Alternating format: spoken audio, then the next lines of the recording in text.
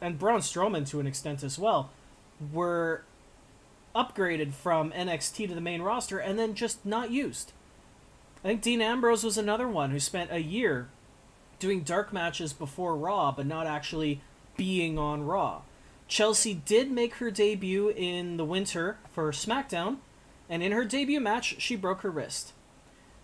That's it for Chelsea Green. I said that that NWA would be a good fit for her.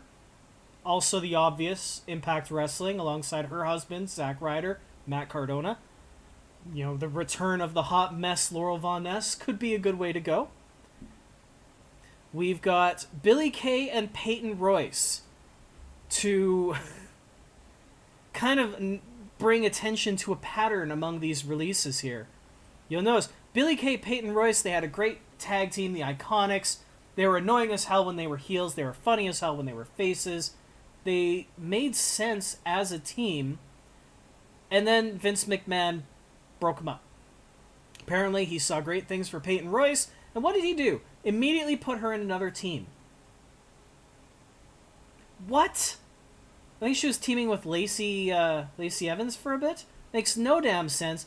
Billie Kay, you know, a lost puppy without her owner, goes to the SmackDown brand. I really hate... There we go. I hate the headroom issue there. But Billie Kay, you know, had this gimmick where she was trying to join the Riot Squad, even though she's the least punk of all punks that we've ever punked. And she had an admittedly funny angle going through the Royal Rumble where she was giving out headshots and basically applying to be people's friend. To see Billie Kay and Peyton Royce both released, considering they could have been perfectly fine if they had been left together, is disappointing.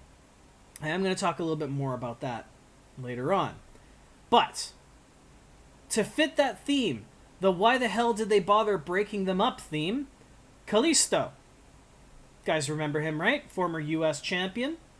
Beat Ryback, beat Alberto Del Rio.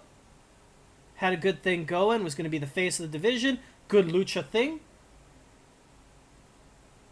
Well, they turned him heel, where he had some issues with Gran Metalik and the Lucha House Party.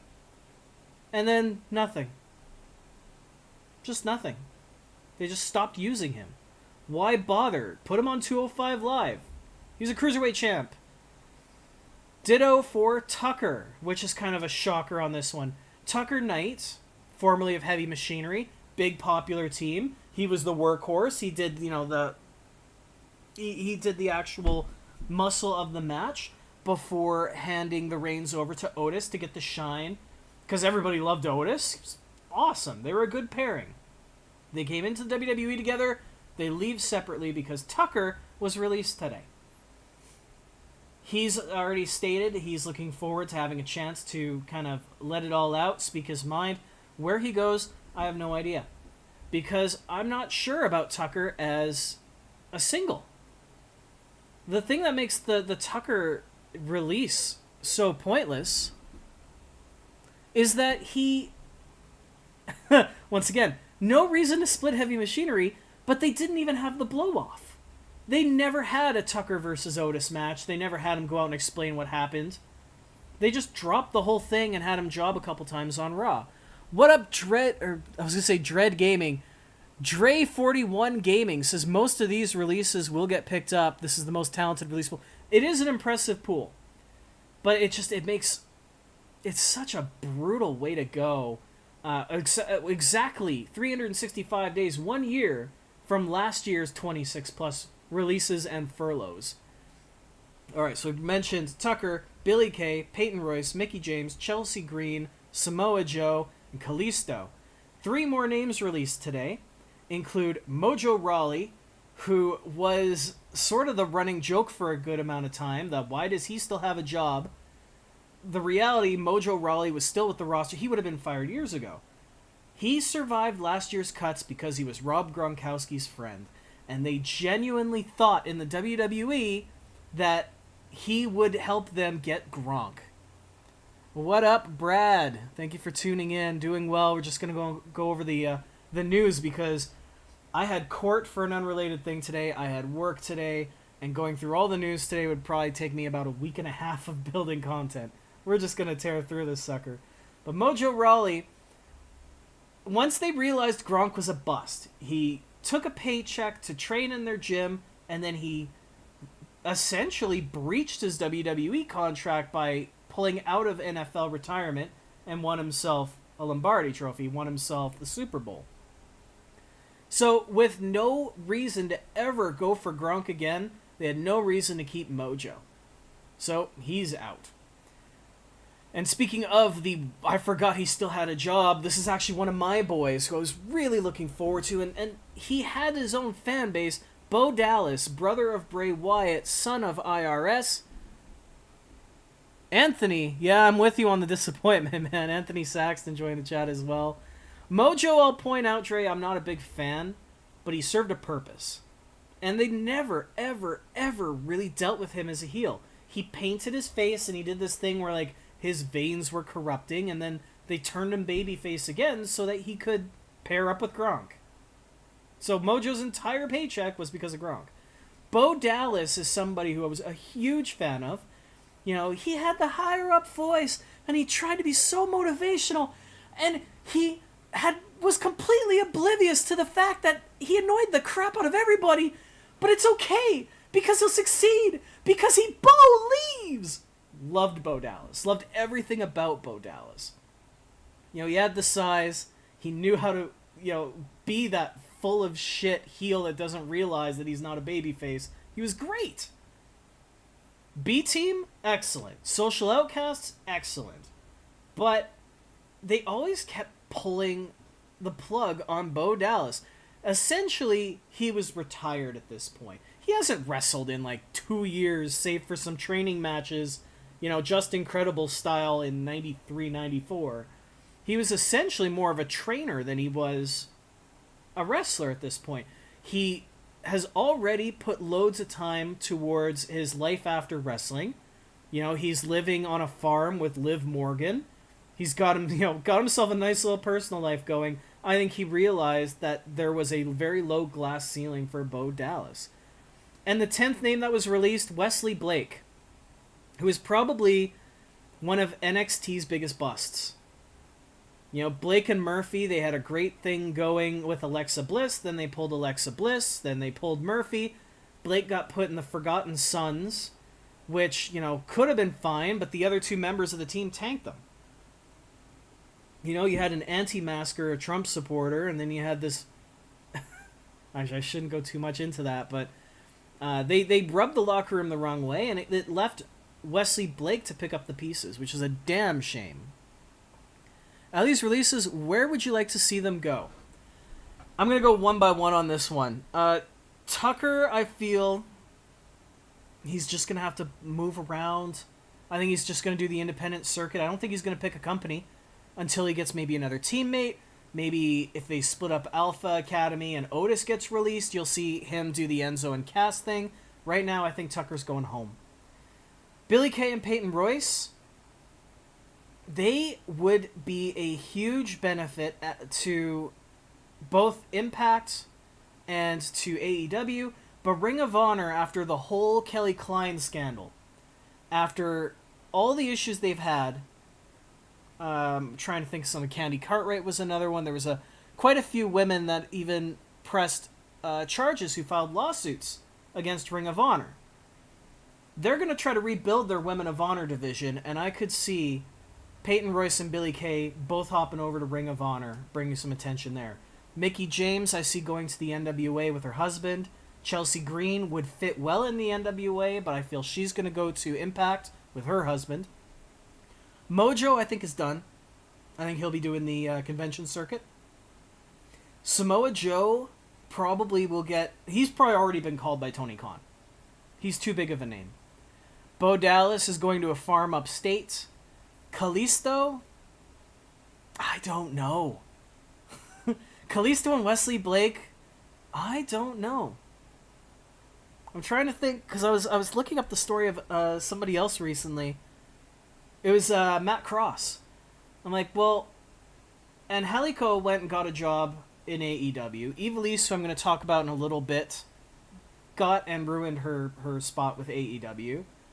But where the hell's Matt Cross? Matt Cross has been working in Alaska for the last year. He did a little bit of NWA, but he's just been wrestling in independent in Alaska. So that guy's 40 years old. I don't know if he has another run left in him. But I see Kalisto and Wesley Blake and Tucker essentially doing that. I see them bouncing around. What up, Gringo? Gringo, I have no idea how long I've had this beard, actually. I'm pretty sure I last trimmed it was when I lost my strip club job right before the lockdown in February of 2020. So it's got a good year in it. But it's shaggy. It does the lobster claw thing. It's not working the way I want it to go. So the 10 WWE releases as listed. I don't see AEW picking everybody up. I see AEW picking one. Maybe two. The women's division could use a Mickie James, a Peyton Royce, a Billie Kay, but I don't think they have room for those people right now. Notably missing from the release list, Velveteen Dream, who is actually trending on Twitter. One that it bugs me that I have not actually done the jobbed out on. I had stopped doing my Speaking Out series for a little bit because it was actually getting me in trouble with the partnership program. And I'm getting ready to load the thumb to prove that I actually had this going at one point. We're going to go to Jobbed Out. We're going to go to the thumbnails for all the content, the videos that I was going to make. And somewhere down here, I had actually set up... Okay, we got the Jack Gallagher one here. Where are you? One on Velveteen Dream to talk about the sexual assault scandals on him. But I got in trouble. Because of course I got in trouble, right? YouTube unmonetized. They demonetized all of my Speaking Out content. All of that stuff is not advertiser friendly because I'm talking about Me Too and Time's Up. It's all the Speaking Out stuff, all the Marty Jannetty stuff, but hilariously, most of my wrestlers in porn content, that's fine. It's either partially monetized or completely monetized. I don't know why I'm trying to open this in Photoshop. You guys can see the tiny bit of it there. But Velveteen Dream is absent. Despite being on and off the NXT roster, he was at one point, Patrick Clark, expected to be the big name, the future of the business. What up, Rycoke? My man. You missed my rant about Gronk, too. But Velveteen Dream, on more than one occasion, has been tied to, metaphorically speaking, allegations of grooming or attempting to groom minors. It's happened more than once. I had this it's one of my more beautiful thumbnails, but I didn't get this thing done because Speaking Out has been actually very bad for my channel. YouTube's punishing me for it. So we're going to try to get some of this stuff out because I want to talk about Joey Ryan. I want to talk about Velveteen Dream. I want to talk about James Ellsworth to the point where I've got another independent wrestler, an MLW wrestler I'm not going to mention. You know, I'm not going to drop names unless I actually get the thing out, who took part in the video about James Ellsworth that I had to put a pause on. That's right, Daniel, I'm live in living color. Well, in theory, because I'm white as hell. I'm very, very white. So Velveteen Dream, he got into a car wreck when he was expected to be released, and they have held on to him ever since. Don't quite know what's going to happen with Dream. I imagine if there's another, provable, questionable incident where somebody comes forward and has more than believable footage than the first person who spoke up against Velveteen Dream, because they just had like a 4-second clip, an audio clip of, an African-American person going, "Yo, what school you go to?" Not necessarily enough. Not necessarily enough. But, other accusations have come out, and if more come out, eventually he is going to get let go. Okay. We've gone through the WWE releases. I'm going to remove them from my notes so I don't forget that I've done that. There was this week, in theory, an All Elite Wrestling release. She's in my thumbnail because I'm actually a huge fan of hers, and it is a damn shame. But, and somewhere out there's an old former coworker of mine going, this is rich, when it's coming from me. Drama sometimes cannot make up for your work ethic. You can be very good, but if you're toxic in the locker room, you're going to lose your job. And sadly, Ivelisse Perez, who is a former Tough Enough contestant, was an absolute star in Lucha Underground. I'm a huge fan of Ivelisse. She was one of the first trios tag team champions in Lucha Underground, alongside Matt Cross as Son of Havoc and Angelico, who's currently in AEW with the Hybrid 2. I'm loving what I'm seeing in the chat, guys. Thank you very much. I was very concerned. I don't do these live. I like to put all my thoughts together and do a well-written editorial piece and offer visual aid, and it's very hard to do that live. This is kind of an experiment because of how much went down. But you and your majestic beard. What up, werewolf? You've got some pretty decent facial hair yourself. This is also my first bit of liquor in over a year. I have not been consuming alcohol in a long-ass time because I don't work in that strip club anymore. Alright, so Ivelisse had a back and forth last summer with Jack Evans, the tag team partner of Angelico. And Jack Evans basically went out and said, do I have it? Let's see if I have it out. That Ivelisse was toxic, that they yelled at each other, and they had this big blow-up. Ivelisse, Jack Evans. And they tweeted back and forth, and it was a nightmare to see. I'll load this up. Jack Evans argues with Ivelisse over claims that she was difficult. Sorry, they really want me to pay my taxes. I paid my taxes already, okay? Keep on doing what you're doing. Much love, Anthony. Thank you so much for that support, brother. And Daniel, I don't blame you. I don't blame you for the drinking, although I know with you primarily you're drinking hot sauce. So these two worked together in Lucha Underground, which was a very heavily edited and produced program. What in the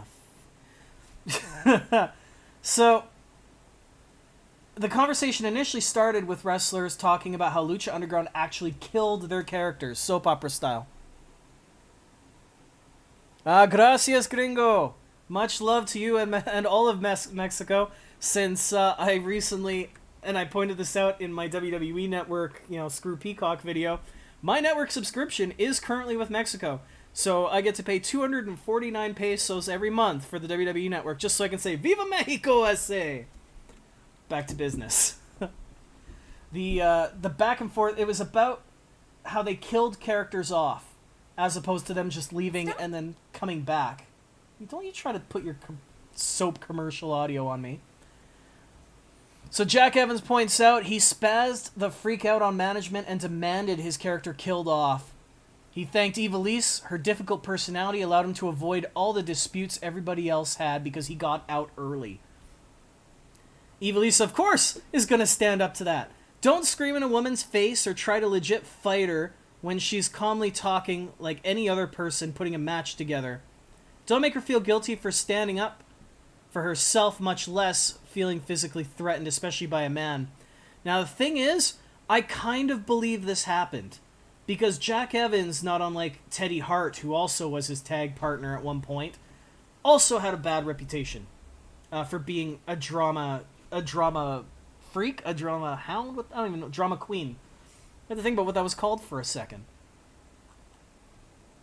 And these guys, Mr. Spakaru, Rai Coke, man. Ivelisse, like, these guys went on and on and on, and the problem is, I absolutely supported Ivelisse when this first went on. And the issue is that if it was one isolated incident, one company, I get it. But then she had her WWE tryout and didn't get a contract. She never even got a sniff from Impact, or Ring of Honor, or NWA. But she went to AEW. She never had the Ivelisse's All Elite graphic, and that's because she was on a per diem contract. She was doing one-day appearances. She had a very, very bad, unprofessional match with Thunder Rosa, who will come to learn she has some deep-seated personal issues with. And after that, she was teaming with Diamante, and then disappeared. She was in the crowd for a couple of Dynamites, and then she just stopped wrestling, disappeared completely. And Ivelisse earlier this week notes, and apparently this has been deleted, the history repeats itself. I speak up about mistreatment, and I get let go. The worst type of people are those who formulate opinions and slander on things they don't or they know absolutely nothing about, or with ill intent. I don't have the rest of it on here, but she did go on to say that Thunder Rosa, former NWA champion, known as Cobra Moon in Lucha Underground, another surprisingly amazing talent who just kind of came out of nowhere, is now currently one of AEW's top stars. And those two did not get along in the least, and sadly it did not look like they could put their differences aside. Ivelisse made more than one accusation that Thunder Rosa was speaking to agents, slandering Ivelisse's name, trash-talking her, and basically making it an unhealthy work environment, to which Ivelisse claims that she stood up and she got fired. And I hate to say it, I don't completely believe her. And I hate that very much because, like I said, I'm a huge Ivelisse fan. I can relate to a lot of what she's been through. I also understand I've been blackballed from an entire industry for what I'm willing to stand up for, and I can't pretend that's anybody's fault but my own, you know? I hope somebody gives Ivelisse a chance down the road, but I don't know who would at this point, or why. It's a real damn shame. Whew, alright. Thankfully, unless something has changed in the last 5 minutes, that's it for the releases that have happened. But with those names that were pulled out, we did see one name come in and debut with NXT. Taya Valkyrie, former World of Hurt person, former Lucha Underground star, former Impact Knockouts champion, current wife of Raw's John Morrison of Hey Hey Hop Hop fame. Oh, what's this? Holy crap, is that a super chat? Dan, thank you so much for that $5.50. I didn't even know I had a graphic for that. Thank you so much for that, brother. I appreciate you for that. I appreciate you, period. Where was I? I don't even have the graphics. On Twitch, which I am also live as well, when somebody, donates or subs or follows, it's an actual wrestling-related thing, but I have not put the YouTube one together. This really was a thrown-together test. And, I was going to say, Taya made her debut in NXT. She's now Frankie Monet, and people hate the name, and she basically politely told everybody to fuck off, because Taya picked the name. So, basically, Taya and her puppy debuted. I think more people like the puppy than Taya. And based on the names that were just released here, Taya will be a welcome addition to NXT, but not only did they raise another problem for themselves in the WWE, but they proved me right in one of my less popular videos, because I got called a sexist again. People just don't know me, they don't know what I do, they don't know what I represent, they don't know who I stand up for. Just a reminder once again, Billie Kay and Peyton Royce, tag team, let go. Mickie James always got put in women's tag teams, let go. Chelsea Green, let go. NXT just announced and unveiled and revealed women's tag team titles. And I pointed out the problem with the NXT women's tag team titles is eventually they're going to run out of women's tag teams. Just like the WWE women's tag team titles are suffering right now, because all that we're seeing week after week after week is Shayna Baszler and Nia Jax, who were thrown together, going up against two random women that they've thrown together. Usually one of them is a champ and the other one is a challenger for the champion's title. And they have a program for a couple months and then move on because they're not forming women's tag teams. Raw and SmackDown, once again, I'm trying to think of actual established teams that aren't just two people thrown together. There's the Riot Squad. Thanks to WrestleMania, there's Team Nip Slips, Dana Brooke and Mandy Rose, who once Mandy Rose, I'll point out, was in a tag team with Sonya Deville, and they split that up. So they let go all these, they split up tag teams. Because you throw Tucker and Otis in there, you throw Mojo and Ryder, you throw Bo Dallas and the Jobber of the Week, you throw Wesley Blake, and he had Cutler and he had Riker. They split up these teams, and then they throw these guys out. Why do you have these titles? It makes no frickin' sense. It hurts your brand in the long run, because you're not building anything with that. Because McMahon, and to a lesser extent Triple H, they don't see tag teams as money. In the Cornette days of the 70s and 80s, you had the Midnight Express, the Rockers, the Von Erichs, the Freebirds. You had all these huge, the Road Warriors, people who not only were they the most popular, biggest, baddest tag teams out there, they main evented. Now, they'll bring a tag team in, split them up because they want to see somebody else become champion. Holy crap, Werewolf, with the $21 super chat, says, I don't know how much a bottle of Crown costs, but buy one on me. I salute you, man. Much love, much appreciated. When all this lockdown stuff is dealt with, believe me, we're going drinking. I actually, after my stream is done, need to tear apart my bedroom and try to find my healthcare card, because my first COVID shot is scheduled for tomorrow morning. But I can't get it without my healthcare number. Okay. I've ranted about Taya. I've ranted about the releases. I've ranted about Ivelisse. And the... God, I'm still mad about those releases. I'm still mad.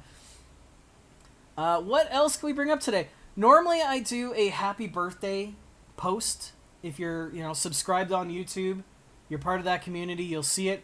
The only birthday I could find today is someone who I used to be a big fan of, and I really didn't want to say happy birthday to. But today is the birthday of Austin Aries, a phenomenal cruiserweight who managed to do as Jericho and Benoit and Guerrero and, move up to heavyweight contention and prove that he could main event despite his size. And then he found Twitter, went the Val Venus route. He's a QAnon clown. He's an anti-masker. He will, specifically at this point in time in early 2021, will do conventions, will do photo shoots, and point out if you have a mask, you are not welcome. Doesn't really sound like you're fighting for freedom of choice, does it? Rycoke nailed it right there. Billy Kay, Peyton Royce, they can become a tag team again wherever they go. And believe me, they will. It's not so much like Enzo and Cass, who at one point had a huge grudge with each other. They weren't talking to each other. They were released separately from each other. And it wasn't until after Cass had his seizure that the two made amends and recently began working together again. The Iconics have been best friends since children. You remember that one of the WWE video games had the story about the two people who went to high school together, the guy and the girl, and I think the girl's name was Red, and she convinced him to be a wrestler so that she wouldn't have to go it alone. That's Peyton Royce and Billy Kay. I still say that they... What did I say? I think I said they were Ring of Honor bound. I think that they'll do fantastic. I think they will actually be very, very good together. I guess keeping with NXT for a sec, before I go into the ratings, because I do think ratings matter. It's one of my least viewed video ever. Absolutely ratings matter. But while Taya got her debut, another recently debuted name is just causing all the question marks and probably a lot of frustration, and that is L.A. Knight. The former Eli Drake Impact World Heavyweight Champion, NWA Power Star. He's known for having 11 out of 10 charisma. He has an okay body. At this point in time, like, when he started out, he wasn't considered a very big guy. Nowadays, based on the size of your average wrestler, he's almost a giant. He is more than capable of representing the heavyweights. But his whole thing was that he spoke like The Rock. And that's just a fact of life. He really has the mic skills down. People were excited to see him go back to NXT so he could be like Drew McIntyre and, you know, earn his way back and prove to the WWE that they made a mistake in letting him go. And based on how the last few weeks have gone, it appears he's getting the EC3 treatment instead. For those in my chat who aren't very big on EC, like they don't have a lot of history, EC3 and LA Knight, both of them previously were NXT stars. They, for one reason or another, weren't seen as having it. They were let go. They both disappeared to other companies and built their names back up to prove, basically, to set out and prove to themselves and to everybody else that WWE made a mistake in letting them go. Both EC3 and LA Knight excelled where they went. Both became world champions. Both busted their ass. Both had incredible charisma, became highly sought-after free agents, came back to NXT, and then they got treated like they were before they were let go the first time around.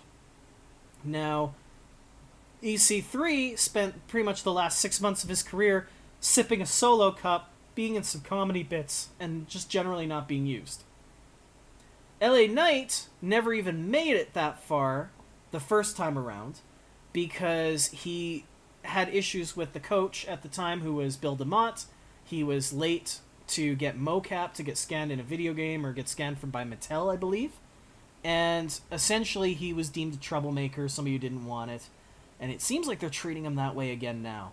He's what, one opportunity to get a good spot in a battle royal, and he's lost every other match he's had. Now, what happens to LA Knight, I don't know. Maybe they're having him pay his dues before they run with him. But it feels like Vince McMahon is not going to run with the guy. Just got to catch up on chat here for now. There was some taco talk, which, damn, I could go for tacos right now. My work wife bought me a burger. I haven't had it yet.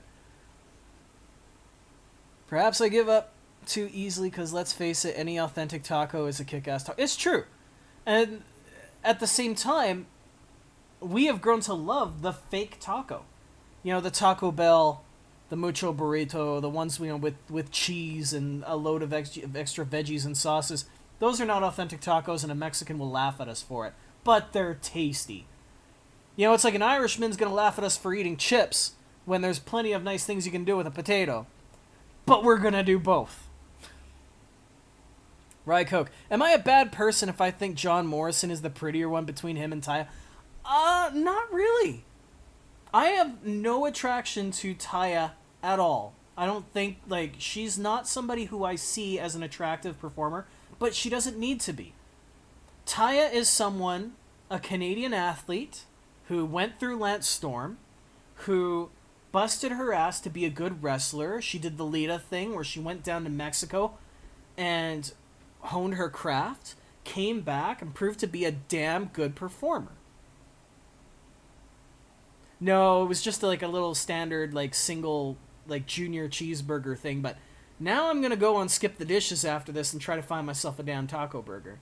I know that if I can get first round from here, I can absolutely get a taco burger. I miss soda jerks with a passion. Americans have no idea what I'm talking about. Alright. And the last NXT note was that this week, NXT officially kicked off their new era, coming back home and returning to their original Tuesday night time slot after USA pulled them from the Wednesday Night Wars.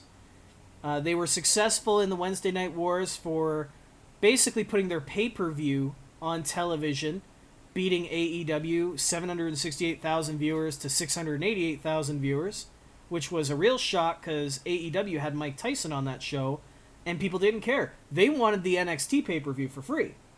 Why wouldn't you? Now, AEW this time around had, I'd say, no competition. And NXT, in theory, had no competition. NXT had to compete with AEW Dark on YouTube and NWA Power on Fight. And NXT's first solo show drew 805,000 views, which is one of their highest of the last, 2 years? They've done damn well right on that. God damn you with the Soda Jerks memory. Oh, I miss Soda Jerks.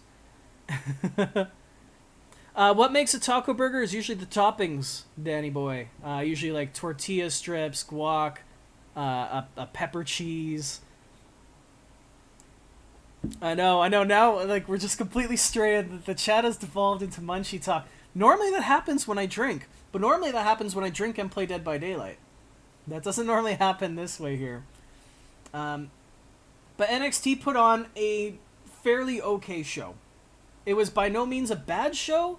We did see a championship change. I believe the Cruiserweight title change. I can't remember who Santos Escobar lost to, which is a very bad sign when you can't remember who the champion is.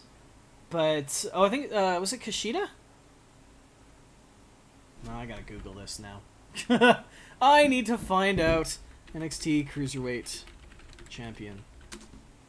Somebody in my chat watches NXT. Don't pretend you don't. Somebody help me out before I find it. Because I'm going to find it. And if I find it first, then, shame on you. Reigns, list of NXT champions. Kushida. Yeah, Kushida's the champ. Which is about damn time. Thank you, Ryko, for verifying that for me. That should have been a big deal, because NXT doesn't do title changes very often. It's pay-per-view quality when they do. And it did give them a bit of a boost, and I am fully confident that with only NWA Power as their competition, that NXT will do well on Tuesday nights. And let's be real.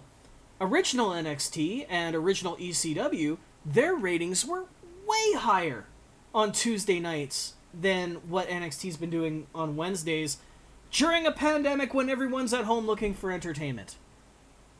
Blows my mind that time that wrestling's just completely fallen apart. That people have tuned out that much. Now, with NXT moving to Tuesdays, AEW, of course, stuck with Wednesday night. They have their only competition is Major League Wrestling, who is actually on before AEW. Now, I watched about 3/4 of this episode, which was okay. Daniel with another $14. Much appreciated. Have a good night, Jim. Enjoy some tacos on me. Muchas gracias, S.A. Thank you so much, buddy, for popping in. And I cannot wait in the summertime. We're going to get another set of crossovers going. Folks, if you don't know Daniel, he's the host of Hot Sauce Done Quick, which you can find on YouTube. Dan, have you got your custom URL yet? Because they might still have to search for Hot Sauce Done Quick. They're like 1-minute comedic reviews of different hot sauces. He puts loads of effort into the scripts. He and I have done 4 crossovers, and we have more planned in the future. Definitely check him out. Please, for me. Tell him I sent you. Just spam his comments and said that he got jobbed out. It'll be funny. The dude's already paid me, so... You're drinking a lot of beer? Nice, Rycoke. Very nice. What bothers me about doing something live like this is I don't have the musical accompaniment that I normally would. I'd have to put a lot more effort and timing. So that's like, okay, talk about Ivelisse, play a song. Okay, let's talk about Santos Escobar, play a song. Right now, we're just kind of going loose on it because I just got home from work like 20 minutes before I started this. All right, NXT did 805,000. AEW, now without competition, had their most viewed show since they debuted versus AEW in October of 2019. A show that was highlighted by Mike Tyson in being the enforcer for a Chris Jericho match, and main evented with Darby Allin, who's being brought up from AEW as their homegrown star against Matt Hardy for the TNT Championship belt drew 1.22 million viewers. Last week, Dynamite drew 688,000. They almost doubled. They actually had almost the same viewership as what AEW and NXT were doing together on Wednesday nights. So you're going to see trash talk. I know Chris Jericho's done his whole thing because he's gotta being the demo god and talking about how NXT was scared away, kicking and screaming from Tuesdays. It doesn't matter if you like NXT. It doesn't matter if you like AEW. Those numbers go up. It's good for everybody. That means that there's more people who watch wrestling, who care about wrestling, who want to see wrestlers succeed, who want to see shows on TV, who want to see shows live, which means more events, which means better content, which means more jobs, which is perfect. Just everything that we need right now, period. Now, one of the things that drew attention to AEW, the demo god, Chris Jericho, who... Oh, Anthony, thank you so much. Yeah, add me on Twitter and on Instagram. Much appreciated.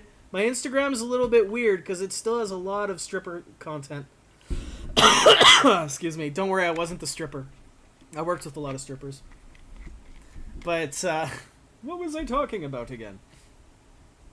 On Sunday night after WrestleMania Night 2, the Forbidden Door, so to speak, which had been open for business with AEW, allowing NWA on their programming, working with Impact, working with the NWA, I think I just said NWA, working with New Japan, working with AAA, working with CMLL. Chris Jericho, former AEW World Heavyweight Champion, leader of the Inner Circle, regular fixture on Dynamite every week, appeared on the WWE Network as a guest on Stone Cold Steve Austin's Broken Skull Sessions. Now, I say this having had worked a full 10-hour day, and then after that 10-hour day, watching a full WrestleMania night, that the Broken Skull Sessions was a very, very easy watch. Rycoke, thank you so much for that $20 super chat. Haven't seen you in over a year. Have some more booze. Much love, brother. One of these days, you and me, Beercade, probably Money in the Bank at the rate we're going. Maybe Survivor Series, who knows? It'll be nice to hang out once again. You guys are fantastic. I'm floored by the support. Maybe I do have to do these streams more often. But the part that made me laugh about Broken Skull Sessions, if you've been around, if you've seen my channel, if you're familiar with what I do, they did a chopped out interview. Steve Austin sat there with Chris Jericho and went point by point with the funnier moments, the highlights, drawing stories from Jericho's career, from WCW, talking about, his Gene Simmons hair gimmick, going through that fantastic moment, the list, the first list, the 1004 holds list, going through the little Spoot Pyro, does his thing because he's going up against Goldberg and just... It was fantastic. Oh, TLC. Well, isn't October Hell in a Cell? But they got Jericho to tell all these stories, and they talked about him coming into the WWE, and they talked about, some of these great moments in history, and these awful moments in history, and these funny moments in history. And man, oh man, did Chris Jericho do a lot of AEW promotion. And I actually have a quote here about that, because people were like, well, maybe he'll mention AEW once. He mentioned Sammy Guevara once, and MJF once, but he, spent a good few minutes talking about working with Tony Khan, and how Kenny Omega and Hangman Adam Page hadn't been regularly featured. He did say something that kind of pissed me off a little bit. Wee bit. When he said that the Young Bucks were among these incredible talents who've never been on national TV. The Young Bucks were on Impact when Impact was doing 1.5 million viewers a week. The Young Bucks have seen higher viewers on national TV than they have on Dynamite. But I get his point.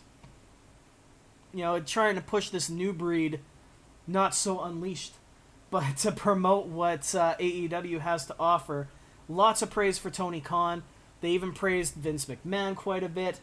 It felt very cordial, and I'm only disappointed they didn't do more shots, because I only saw them do 2 shots over that whole interview. And I thought it was funny as hell that Steve Austin, who has his line of beer, and Chris Jericho, who has his line of sparkling wine, were drinking Grey Goose vodka. That was funny to me. I wonder who the producer was that wouldn't let them drink their own... I mean, I saw some Stone Cold IPA, but it was all about the shots. So the quote that Jericho had, because he was asked, of course, about doing this WWE Network thing and just gushing over AEW, the primary competition for the WWE, he said, "I wouldn't have done the show if it wasn't to talk about my whole career, including AEW. There would be no benefits for me to go on and just talk about old things that I'd done in WWE, and Steve wouldn't have had me on either. So, we're both adamant about it. We're going to do this. Let's do this right. We were both adamant about how we wanted the show to be done. If a certain 73-year-old wakes up and goes, 'What? I never said that,' the whole thing could be changed, wiped off the face of the earth or whatever. But I also think that there was a lot of trust, both from Vince and Tony, towards both Steve and myself, knowing that we wouldn't go that way. There was no reason to kind of talk about things that are going to bury either side. It was a very positive interview, as you guys saw, which is very true. Rycoke, perhaps they should have had a little bit of the bubbly." I didn't think that was going to be the part where my throat's like, nope, we're not doing this today. So, I thought it was a fantastic watch. I got a kick out of the fact that if I had done an interview with Chris Jericho, it would have been identical to that. And you could say, yeah, well, he's spitballing. Shut up, go watch my Just Incredible interview. And you'll see that's exactly how I conduct my interviews with people. Phil LaFon, same deal. Not so much Jake the Snake, because Jake was my second interview ever, and I was terrified. Absolutely horrified. Alrighty, I think I've actually gotten through all my AEW talk. We're going to bounce back to the WWE for a bit, because, obviously WrestleMania, last Saturday, last Sunday, and apparently next month, because Backlash is now WrestleMania Backlash. But, I said I was going to do a video on it. I didn't. I haven't gotten to it yet. Rycoke's going to love this. He knows my opinion here. If you don't know me very well, I don't like Pat McAfee. I just felt that McAfee did not do a good job on his first debut. He had a match not unlike my very first match, because it is exactly how a training school teaches you to skirmish. Exactly how it goes. And that's fine. That's all they needed to do. Yeah, he had a ring in his barn, but he doesn't wrestle regularly. He doesn't tour. He doesn't know how to call shots. But he appeared competent because Adam Cole worked with him to make him look competent. My problem was, rather than tell the story that they wanted to tell, that Cole and McAfee, Cole, who had been a heel and chirping McAfee for 2 years, goes on his show and then picks a fight. They do this whole thing about whether or not McAfee belongs here. And then they go into the ring. McAfee's the bad guy, and he's trying to do flips and suplexes and high spot moves. They did a collar and elbow tie-up, and I instantly turned off. I turned on the match. I was not happy. If you are in a blood feud, if there is somebody a block away that you don't like, you don't go up to them and lock up. You don't. You go up to them and you punch them in the face. And those two, I counted it, 9 minutes before they started throwing punches. Because it was more important that he got his high spots in, that he got his dive. Anthony says Pat McAfee sucks altogether. Oh, I'm so happy you're here. Rycoke, you mean Fat McAfee? Yeah, Fat McAfee. Now, they put Pat on NXT And I actually praised him. Not that McAfee's marks ever saw it. I did a video praising Pat McAfee because they did it right on NXT. They had him pay off Ridge Holland to attack Adam Cole. They had Oney Lorcan and, I was going to say Paul Burchill, and Danny Burch, cheat to, or not really cheat as much as, play along and undermine the Undisputed Era so they could win their tag titles. They had Pete Dunne as the enforcer who wanted revenge on Roderick Strong for turning on him after the Dusty Classic. Which I think it was the finals of the Dusty Classic for the tag championships. They have all these people that he's paying, that he's, being Weasley, that he's getting cheap shots on. Pat McAfee was finally playing a proper heel. And he's a mouthpiece that you just get mad listening to. Great job. Pat McAfee nailed that. Then, War Games happened. Back to the dives. And I was sick of Pat McAfee again, which makes me the bad guy, according to, was it 44,000 people now? This one video of mine has got 150 likes, 880 dislikes. Because I told those little football fans that their football guy can't do well outside of football. But, McAfee got sent home. And he's been used once. Just once. A little recorded thing going, I told you Adam Cole was a snake. That's it.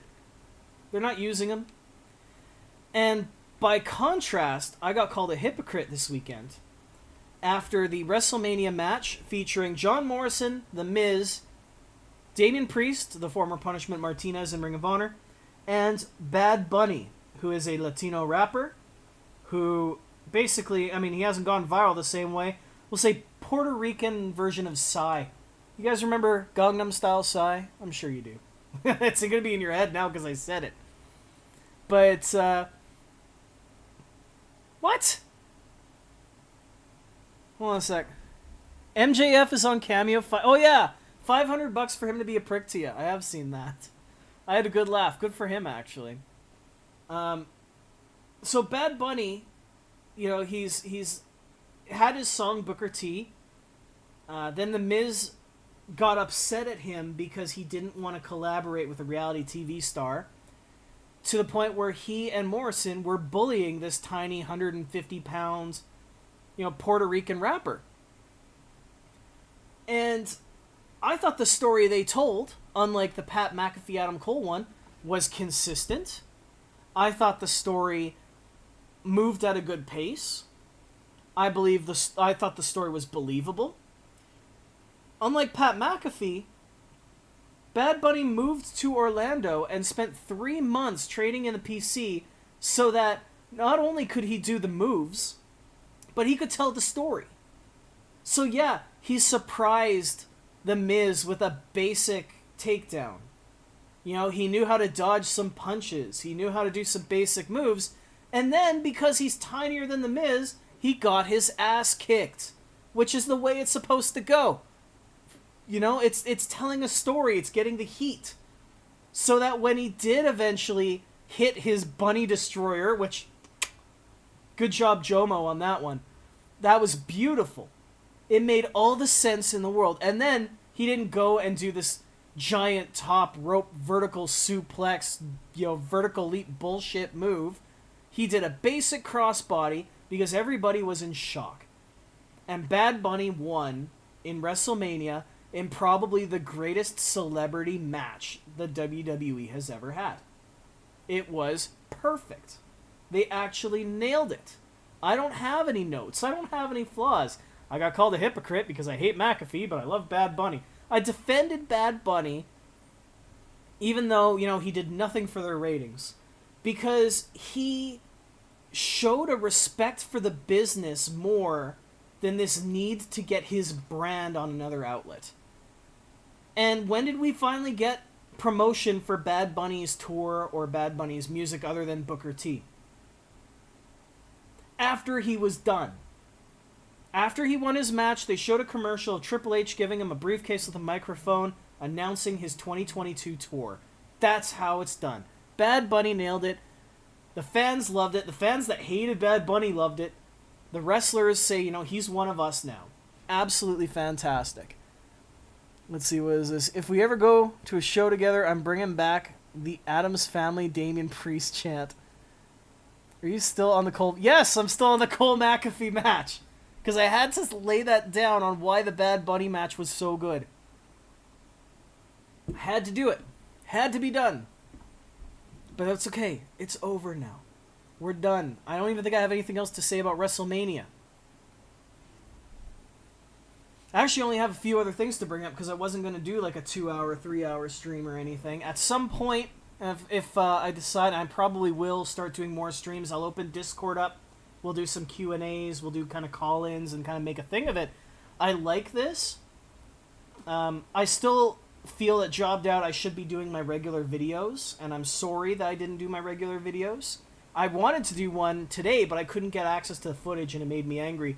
Because today, in wrestling history, April 15th, 2007, the wrath of Vince Russo.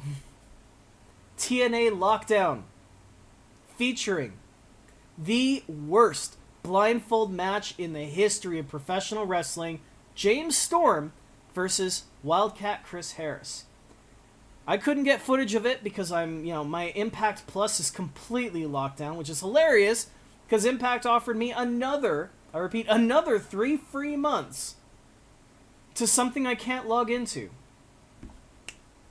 Why? I can't access it, dipshits. But the match in question, on a show where everything is in a cage, 2 men wore hoods over their faces because they didn't have proper blindfolds, and the hoods kept falling off. I believe it was a lariat that caused one of the strings that you get on sweatpants to fly completely off the hood. And it was awful. It looked bad. For some reason, the baby face worked like a heel. The heel worked like a baby face. And it's a shame because Hotshot Johnny Devine turned out to be the guy who made the hood because the original blindfolds that were given to them didn't work. They didn't fit. So he actually grabbed a needle, grabbed a sewing machine, and actually saved them to have a match. And it was absolute awful. It was garbage. Russo's back, hide your titles. That happened earlier this week, too, in a moment in history where WCW had stripped every champion and done their great reset. Okay. There was some news earlier on today, actually, about something that Nick Khan, the president of the WWE, had said yesterday. He said, Ronda Rousey will come back. So obviously people are bugging Ronda Rousey for when she's coming back. And she said, very rightfully so, whenever the hell I want.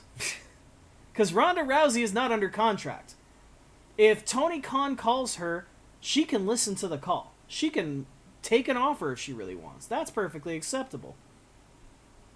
But she basically did her thing. She said, yeah, if I ever want to come back, I can come back when I want. She did name drop somebody who I admit I'm intrigued by. When asked who Ronda Rousey would face, she said, Rhea Ripley. I really want to see that match. Rhea Ripley is a taller, more grungy performer who you genuinely believe if she hits you, it's going to hurt. Anthony Saxton, not a fan of Vince Russo. A little bit of a story time here. WCW was not readily available in Canada growing up. We were WWF territory through and through until about 1999. And our schedule basically looked like Monday night on TSN, you had Raw. Tuesday night on TSN, you got Nitro.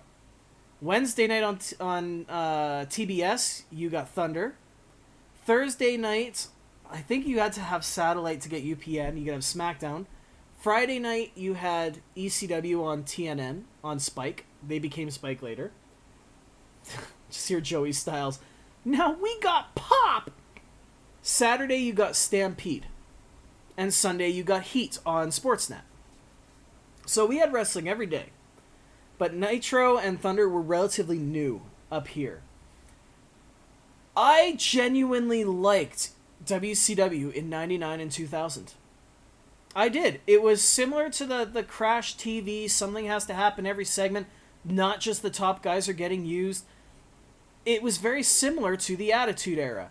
And the ratings, they fell a lot, but they weren't as bad as everybody talks about. Can Vince Russo? No, he can't really fight. He says he's a New Yorker. He's from Colorado. He's from Brooklyn. He lives in Colorado. Dude can't fight. But, and the thing is, a lot of the WWE stuff that we really liked in the Attitude Era, 2 notes. 1, yes, Vince Russo did have a hand in a lot of it. He's not responsible for Steve Austin and responsible for The Rock, but he had a hand, especially in the undercard stuff, the New Age Outlaw stuff, the Job Squad stuff, the Brood, the new Brood with the Hardys, a lot of that, the Terry Runnels stuff, PMS, what the hell was the Terry Invitational? The Terry Invitational Tournament, which was tit, and it went tits up. All that stuff, that was Vince Russo. Steve Blackman. He had a hand in a lot of that. And then he went to WCW, and all of a sudden, Billy Kidman's getting a push. And Vampiro is getting some TV time. We're seeing Elix Skipper get plugged and promoted. And we're seeing Lance Storm put together his most energetic work. He was not completely bad for business yet. Because over the years, Vince Russo did become an absolute trash bag of a booker. His big focus in TNA was, the sex and violence, and tried to take these NWA pay-per-views away from Jerry Jarrett's style, which was a traditional Tennessee wrestling, to Sports Entertainment Extreme, which, by the way, sucky stable. I think it was Marky D who did a hell of a retrospective on Sports Entertainment Extreme. Check him out. I don't like a lot of his stuff, but I liked that. And he disappeared. If you can find it, go look for Ring of Glory. I'm going to talk about that one day. Ring of Glory was when Russo became a born-again Christian and started his own wrestling company that had Jeff Jarrett. It had, at one point, the Sinister Minister as the devil, and at one point had Paul Bearer as the devil. Had a lot of TNA talent in it, because the TNA talent could go and work everywhere else. They wanted to work Mexico, they worked Mexico. They wanted to work India, they did Ring King. They worked Vince Russo's Ring of Glory, and the big star, despite having Jeff Jarrett and having AJ Styles and having Christopher Daniels, and I think they had Frankie Kazarian. Every single one, because they had to end it on a Bible verse. Every single one had them. Eventually, the big good guy gets beat up. The bad guy wants to take out somebody in the crowd, and they pull out Joe the Carpenter or Joe the Plumber. And it's really fucking subtle, so you wouldn't know that the guy is supposed to be Jesus Christ. But the guy was Jesus Christ. He would read a psalm, he'd get his ass kicked, he'd overcome, love would conquer all. The devil would be vanquished, even though the devil won every time. Like, I don't think people realized Ring of Glory, Satan won that bitch. Over and over and over and over. Rye Coke. You know what Blackman's problem was? Too much head cheese. Steve Blackman's problem was his theme was more badass than Steve Blackman. Here's the thing about Steve Blackman. It's 2021. He looks like 1999 Steve Blackman. He absolutely looks almost exactly the same. His hair's a little bit more pepper. It's not even salt. It's just got a little bit of gray. He has a reality show. He's a bounty hunter. He keeps fit. If Steve Blackman wanted to do a one-off, he could absolutely come back and wouldn't skip a beat. I don't think the man ages. I think he's a glittery vampire from the Twilight series. Because Steve Blackman, he originally started working in the WWE in like 1988. Then he finally, he gets malaria on tour. He's bedridden. He starts training. He makes his debut in the late 90s. He's awesome. He kicks so much ass. Love Steve Blackman. Steve Blackman and Dan Severn. That was quite a rant going away from Ronda Rousey. that was quite the thing. The only other note for WWE news was Eva Marie was in the news again. There's really nothing to say about Eva Marie in the news again, though, is there? I want to believe there is room for her. I would like to believe that Eva Marie could easily step in and be a manager. Do the Robert Stone thing. Do the Lana during the Rusev Day stuff. Eva Marie could be great. Eva Marie failed that first time around because she was not an independent trained, highly touted, athletic independent wrestler in a time where fans were rejecting divas and wanted independent wrestlers. They wanted to say goodbye to the divas and say hello to the knockouts. That's what they wanted. And Eva Marie was clumsy. She was soft-spoken. She was a charismatic vacuum. But she was hot. She had red hair. She wanted to be a model. And she wasn't getting wrestling. Now, she went out. She did the model thing. She's done very well for herself. I think she did a couple reality shows. She's come back, and apparently she spent the last 4 months just training in the PC. So maybe she comes back and she can wrestle. Ideally, Eva Marie can come back because fans are going to rebel against her no matter what. She's got Baron Corbin heat. So fans are going to rebel against her. Make her a manager. Make her a valet. Put her with somebody that they want to boo. And that should be fine. You don't need everybody to be able to do a 450 splash. You don't need everybody to be able to have a 45-minute, athletic clinic. Not every woman needs to main event WrestleMania. Not every woman needs to have a top-quality Hell in a Cell match. They've got the top talents who can do that. They've got their 4 horsewomen. They've got this new branch of talent with Ripley and Bianca and Gonzalez. They've got these indie darlings who are, sloppier but are getting it done, like Candice LeRae. And, Taya, who can just need a little bit of polish, and they can absolutely compete with all of these people. Shotzi Blackheart is another good one. So they don't need another, Brooklyn, or takeover Brooklyn main event quality female star. Bring a manager. And then Eva Marie can absolutely excel. I think that's all they really need. Folks, that's actually all the news I've got with the exception of one. If you have any questions that you want me to fire out, get them in that chat right now. Get them in there now and I'll be able to answer them. The last note that I had here was that Ring of Honor, who I've been really quiet about other than saying the Iconics need to go to Ring of Honor. And I believe I talked about Kelly Klein a wee bit. And I can't remember for the life of me who else was suing that Ring of Honor. Taylor Hendricks isn't, but she's pretty open about her issues with them. But Mike and Maria Kanellis. Sorry, Mike Bennett and Maria Kanellis. They have found their home. And really, everybody knew this was going to be their home. It's the only company that really treated them perfectly the whole time. They have re-signed with Ring of Honor.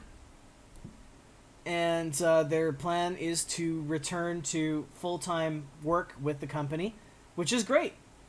Maria built herself. I talked about it in the Diva Search Playboy model one, that she in WWE was treated initially like a complete ditz, that she was made to be, dumber than a bag of sticks, that she was, sleeping with Santino, all the ew.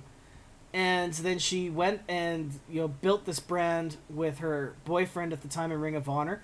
They went to TNA, where she built this more of a goddess gimmick. They go into WWE, where Paul Heyman said, what we need to do is turn Michael here into a complete cuckold. And people will support this cuck because nobody likes to see Maria or any woman in charge. So we'll make Michael put up with all the crap and they will lose their minds when he grows a set and fights back. And then they fired him before he could ever fight back. That is the closest I can ever do a Paul Heyman impression, by the way, and I'm apologizing because I know it sounded more like a serial killer than a Jewish son of a lawyer. I'm just taking a look here, see if there's any other news. Blue Meanie questioning AEW's relationship with Impact. At this point, I defended it before, but I agree at this point. The reason why AEW partnered up with Impact, they realized Impact used to have 1.5 million viewers a week. And now Impact has 200,000 viewers a week. So they thought if they show those wrestling fans that Impact still exists and that you can see those stars on AEW, that the people who were tuning in on Spike TV would not only try to find Impact on Tuesdays, which is now on Thursdays, by the way, but that they would also tune in on Wednesday to All Elite Wrestling. I talked with a friend of mine about this. Big problem that AEW has been going through because there's been some shine lost over the last little while where it feels like they've kind of lost their roots. When AEW formed, they were not going for the casual audience like the WWE. They were 100% going for the diehards.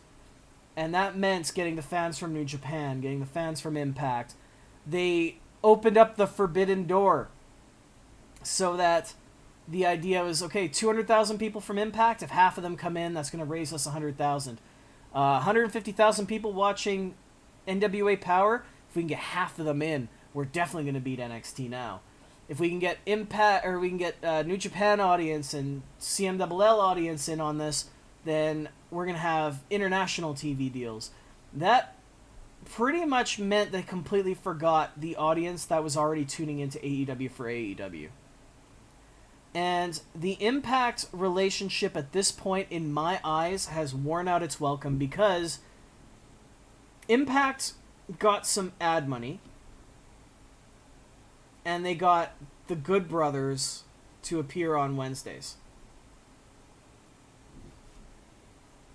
What else? Tony Khan and Tony Schiavone have, a fake ad that plays every Tuesday night, or every Thursday now. And I gotta get used to that. Gotta get used to the whole Thursday thing.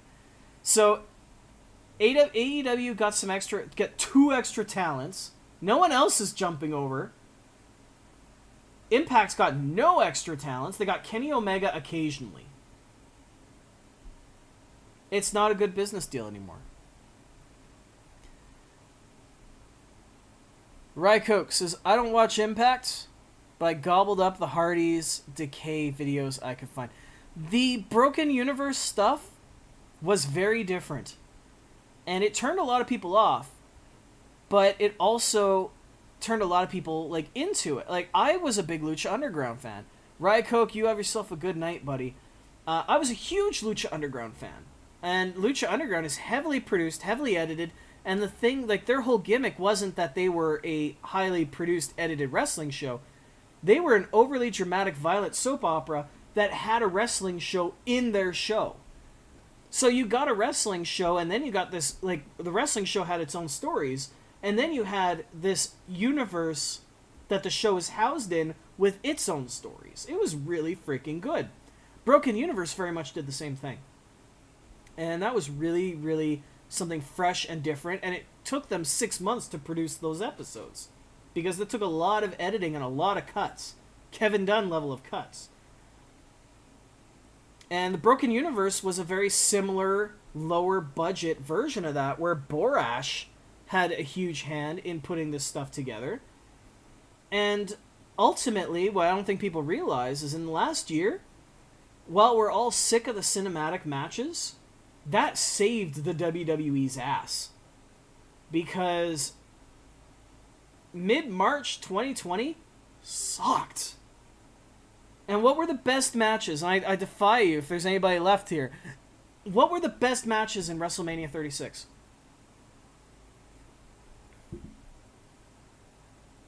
Wasn't Drew and Brock. Wasn't Seth and Owens. Sure as hell wasn't Charlotte and Ripley.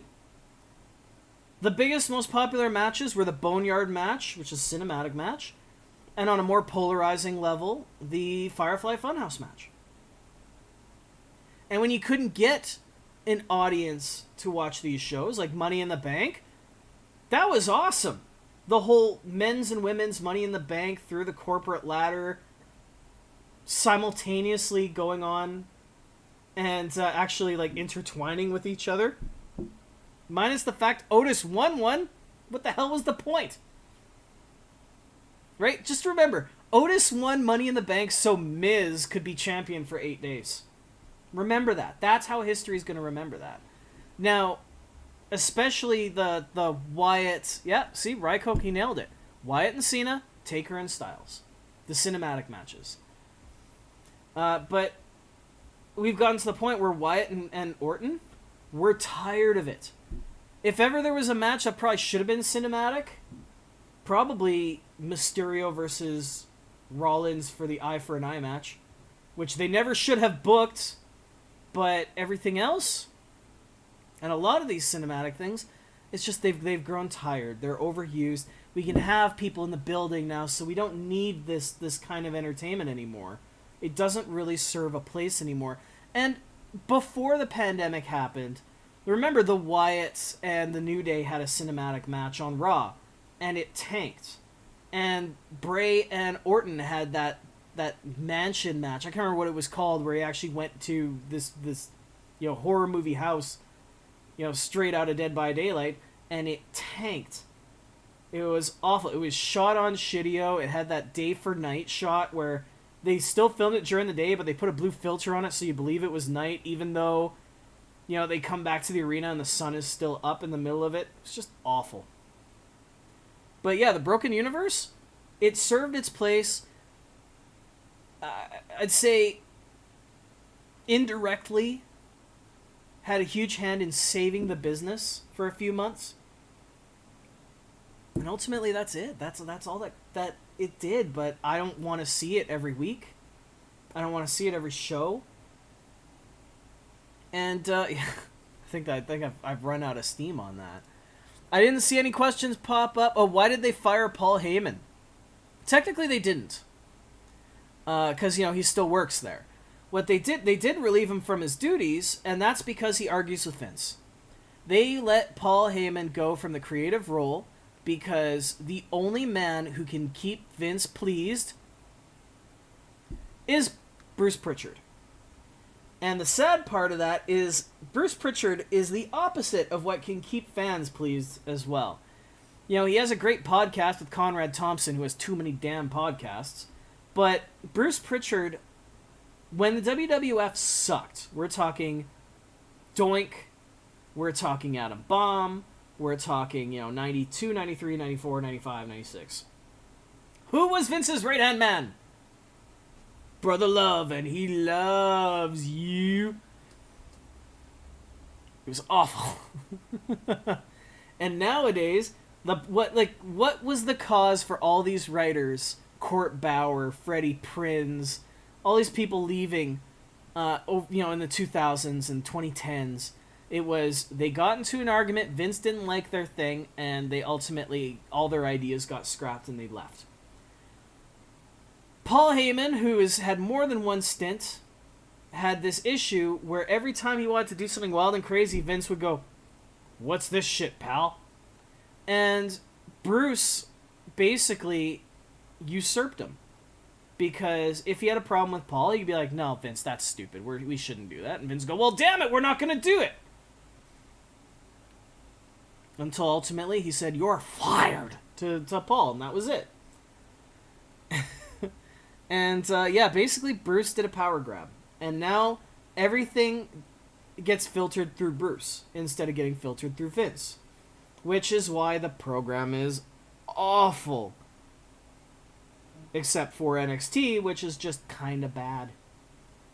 I think that's not a nice way to put it right now. Because Vince is stupid now. That dude is more Botox than brain. He is. I mean, it was nice to see him at WrestleMania, even though he's got gummy lips.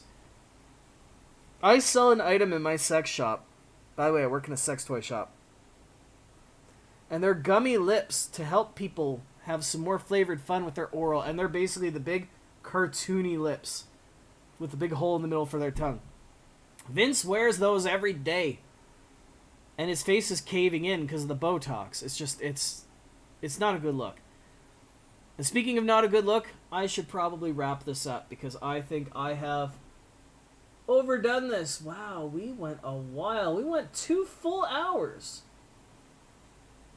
That's not right. Did we really?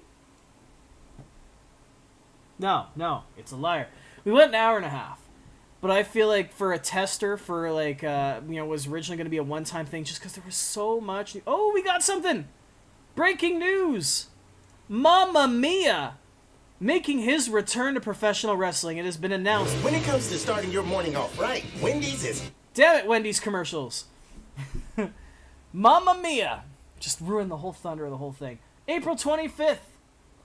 Impact Wrestling presents Rebellion with the new voice.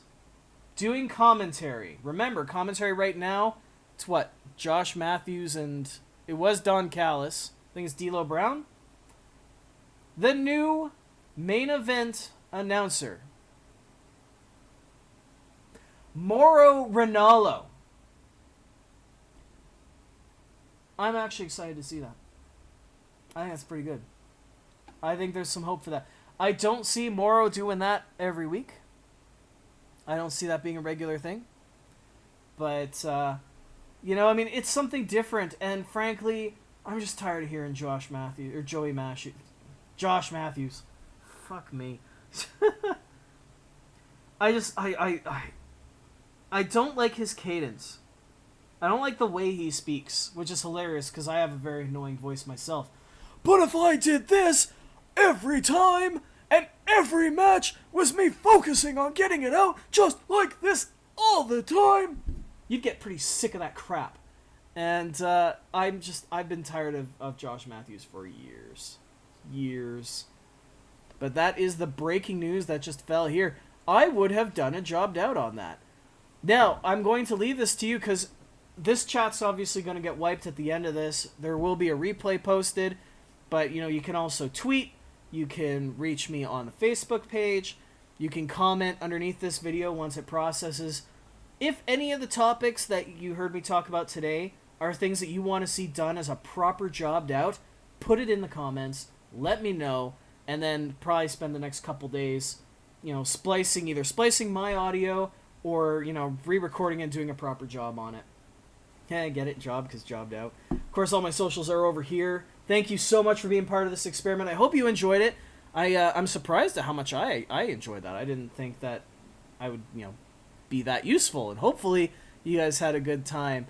On Twitch, actually, I'm just going to wrap it up because no one watched this on Twitch, so I don't have to worry about hosting anybody. Thank you so much, everybody who dropped super chats here. Dan, Rye Coke, Werewolf, was that everybody? I think that was everybody.